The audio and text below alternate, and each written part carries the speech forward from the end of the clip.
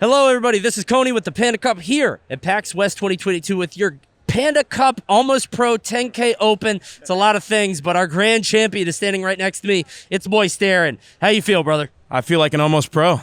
Yeah, at the end of it, it's all pros. It's all pros. You're not fighting easy matchups. You're fighting some of the best players in your world and your teammates. How did that feel?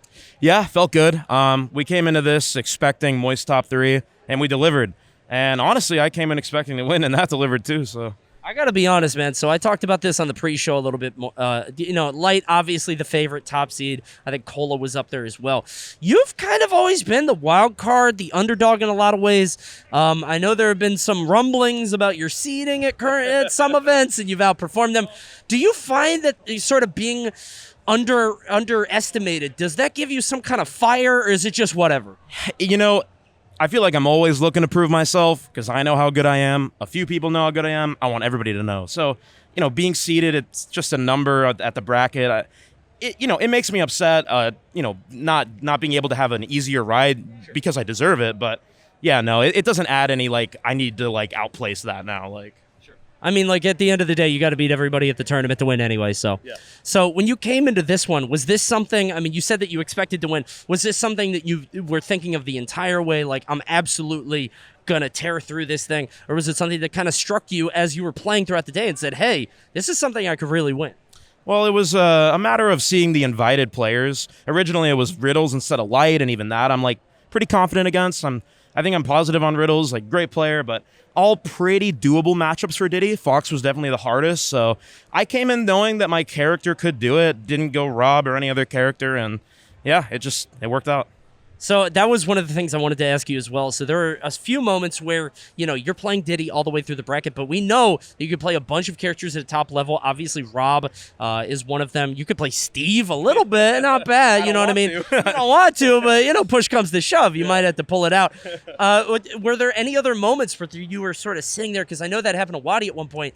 I think it might have been against you, or I forget who he was facing, but it was someone, and it was you, because he was playing Ices. Yeah, and he was saying, I kind of wanted to go somebody, but I didn't know who I would go. Did you ever have that moment, or was it just, all right, I'm sticking with Diddy all the way through? Oh, it's ironic because that's the one set where I was like, I really wish I could switch off Diddy. But my Diddy is so good against Mewtwo, Rob, his Wario.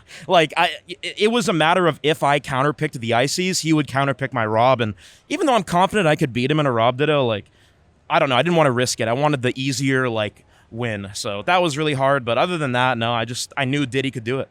Definitely. So one of the things that I wanted to talk with you about is one of the things that I have really noticed about your play, and I think more people are going to catch on to this, is that I kept calling you an engineer, right? I'm sure there's a better way to phrase this. There's a sexier title I could give you. But you're a problem solver. You'll be down 0-2, or you'll lose to somebody pretty extremely, and you kind of, you can be a little animated or frustrated, but you are able to sort of adapt your play. Usually it means being a bit campier and a bit more, sort of bait and punish. But what goes through your mind when you take a huge L and it's okay, I need to adapt? Can you walk us through the process a little bit, or is it just something that comes naturally to you? I like to think of myself as somebody who dissects my opponent over time. I go into the match prepared, and during the match, I view the game from a spectator's perspective. Shout-outs to Tony. So I try not to insert myself in the game, right? So I'm thinking, okay, I just got destroyed. Game 1 versus Light, I got 3 stock 60%. I was studying him versus Tweak, and I didn't implement anything game 1. So I was like, okay, scratch that. I'm down 0-1, whatever. Just implement my stuff next game and see what happens. So one of the things that I wanted to ask you about or talk to you about is, and I'm going to go way back on this one. I've been following your journey all the way back from Dyer, the top Smash 4 Diddy player that almost had a breakthrough. You were almost in that upper echelon, but you never really had to quite. I called you and Salt One at the time. Yep. You two were two of my favorite players to call your favorite player's favorite player. You guys were always on that upper echelon, and I mean, you both have made this huge comeback. And I remember you and I don't know if you remember this, you and I were on that Inkling train. Early on. We talked a bunch. Yeah, we talked a lot. I remember that earlier. It was a lot of fun. Yeah. We talked about the Inkling, and then we both said, yo, this character sucks. And then we both switched off because that character's a meme. The reason I want to bring this up, though, is because you've been grinding at that, man. I know how much this means to you and how much of a big deal something like this is for you. I mean, does it feel like you finally accomplished this, or is it just? I mean, you said that you want to win a bigger major now, right? It's you're not taking your eyes off the prize. Yeah, this feels really good as a stepping stone. Everything is a stepping stone. I'm just trying to enjoy Smash, while I can, while I'm still into it. And really, yeah, it feels good to win. It's very validating, but yeah, it's just go next. On to the next, man. I feel that. Absolutely. So what is the next event we're going to see you at? Honestly, not sure. I'm still really burnt out from tournaments because during the earlier portion of this year, I went to everything. So I'm trying to do 2 majors a month. So I'm thinking maybe Riptide or Big House. Riptide might be too late, but probably Big House because that's Splatoon, and I want to watch that. I feel that. Was this one a little bit more easy for you in terms of not expending the mental energy, the burnout? Because you're winning maybe 2 or 3 sets against top people, but it's kind of smooth sailing until then. Yeah, it's a chill event. I feel like I always do better at chiller events like Summit. I popped off events where I can keep my. I hate try-hard atmospheres, and even though this was a huge, incredible production, I still felt like I was just playing with my boys.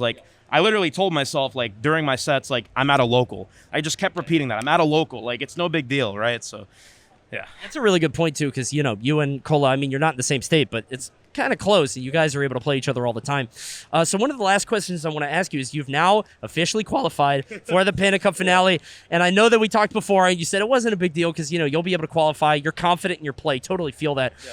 But I got to be honest, just some insider information, knowledge. Our social media guys are getting DM'd a lot. They're like, how do I get in? Yeah. I need to get in. It's starting to become real for people. Yeah. And now you've got a guaranteed spot at that top 32 in Los Angeles later on this year. I mean, I know you said it's a go next angle every single time, but I mean, that's got to feel good, right? Oh, definitely. I'm very excited for that event. It's very lucky that it was a qualifier for this. Frankly, I didn't even think about that coming into it, but Panda Global, it's a great company. I'm very excited to see what they're able to do at the event, and hopefully there I pop off as well.